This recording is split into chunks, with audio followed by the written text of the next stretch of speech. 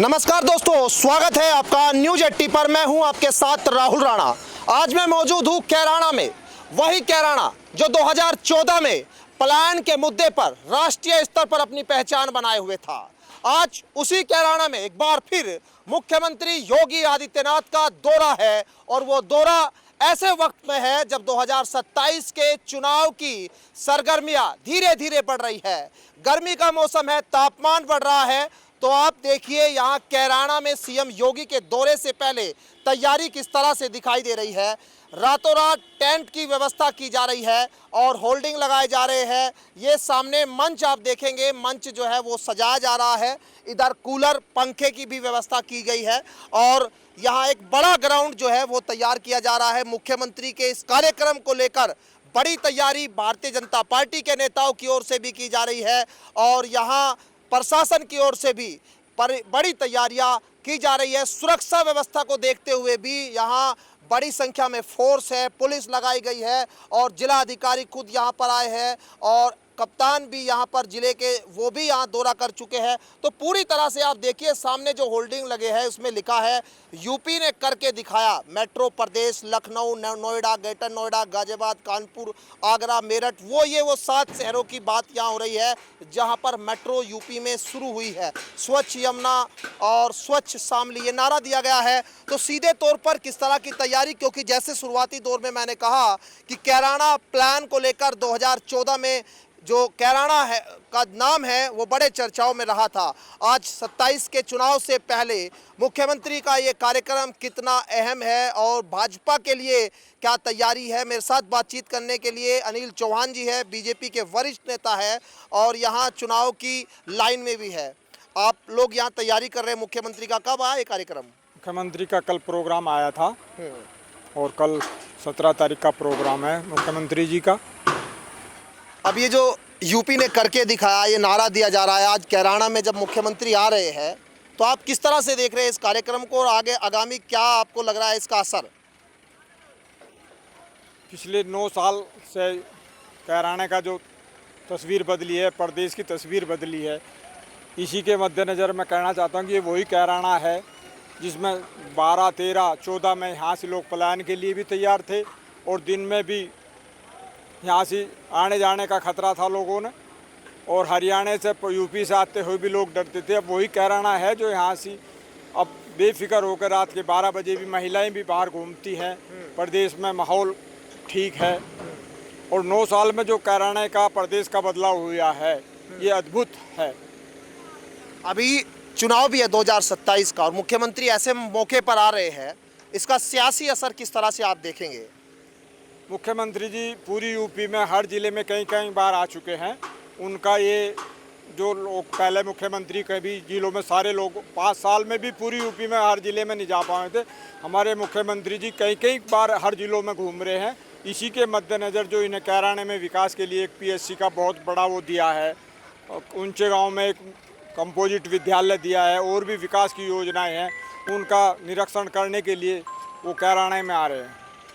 तो जो PSC वाहिनी की बात, क्योंकि 2014 के जब कैराना का मामला उठा था उस समय जो है ये कहा गया था कि ये संवेदनशील इलाका है, उसके लिहाज से यहाँ पर फोर्स की बड़ी तैनाती होनी चाहिए। कल कोई ऐसी स्थिति, आपातकाल स्थिति में फोर्स को भेजा जाए। क्या आपको लगता है आज की स्थिति में वो चीज़ें जो है बहुत मायने उसका रह जाता है? आज किस तरह से आप देखते हैं विकास के तौर पर और PSC का जो गठन हो रहा है, PSC वाहिनी का क्षेत्र पर उसका असर आप किस तरह से देखते हैं? विकास के बारे में तो शामली जिला एक पिछड़ा हुआ जिला था जिसमें लोग आने जाने से, रिश्तेदार भी आने जाने से कतराते थे, ऐसा कोई रास्ता नहीं था। अब जब से योगी जी और मोदी जी आए हैं हमारे ज़िले में 7-6 हाईवे, नेशनल हाईवे बन गए हैं, विकास के पंख लग रहे हैं। PSC के बनने से वातावरण में यहाँ बहुत ही सकारात्मक वो आया है और ये बड़ा ही PSC के बनने चालू होने से यहाँ से सुरक्षा का माहौल पैदा हो रहा है। जनता में बेखौफ जनता रहती है। अब देखिए चुनाव की बात इसलिए भी ज़रूरी हो जाती है, आप भी जो है चुनाव लड़ने की तैयारी में हैं। आपके हिसाब से क्या इसका जनता पर असर जाएगा और क्या आपको लगता है चुनाव में इसका असर, इस रैली का?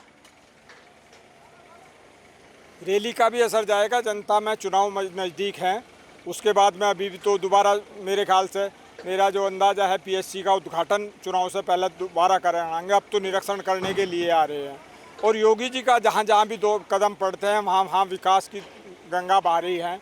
और जो मेन चीज़ है लॉ एंड ऑर्डर की, जो कैराने में बदमाशों के डर से पुलिस भी थानों में बंद रहते थे, चौकियों के ताले पड़ गए थे, आज वो प्रशासन भी खुल के बदमाशों का सफाया करने में लगा है। ये योगी जी की ही देन है।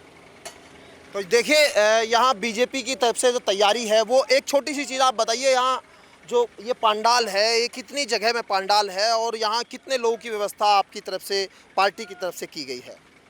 ये 9,000 लगभग 9,000 स्क्वायर फीट के उसमें है और इसमें लगभग 20-25 हज़ार आदमियों का इंतजाम है।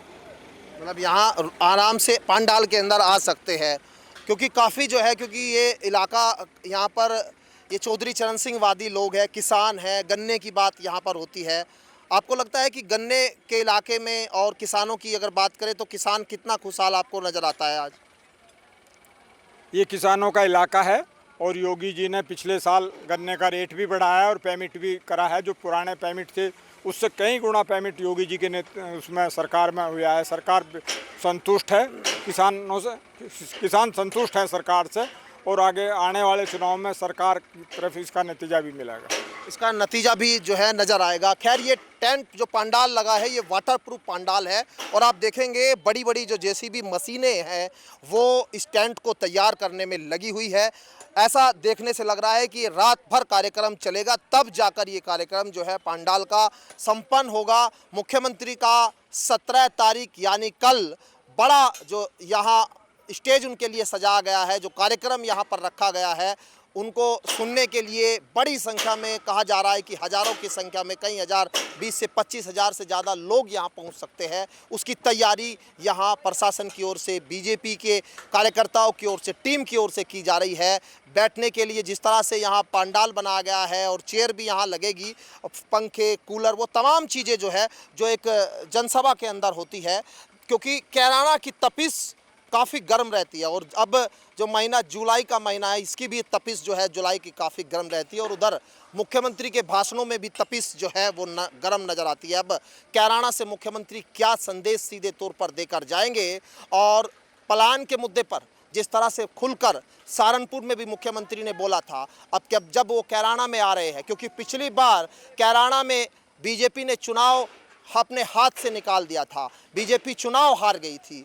अब क्या बीजेपी जो है एक बार ऐसा कोई करिश्मा कर पाएगी कि इस रैली के बाद या फिर इस रैली से ऐसा कोई संदेश भारतीय जनता पार्टी या मुख्यमंत्री योगी आदित्यनाथ दे पाएंगे कि जो 2024 में उन्होंने झेला, अब जो आगे जो, क्योंकि यहाँ 2022 में जब चुनाव हुए थे तब भी समाजवादी पार्टी का यहाँ विधायक जीते थे, अब बीजेपी किस तरह से इस सीट को जीत पाएगी, ये भी यहाँ एक करिश्मा मुख्यमंत्री के भाषणों में देखने को मिलेगा। लेकिन असर आने वाले वक्त में नज़र आएगा। मुख्यमंत्री हो, बीजेपी की तमाम पार्टियों के बड़े नेता हो, इस तैयारी में, अब इस जुगत में लगे हुए हैं कि किस तरह से 2027 का चुनाव फतेह किया जाए। वीडियो जर्नलिस्ट गौरव राठी के साथ मैं राहुल राणा, न्यूज़ 18 कैराना शामली।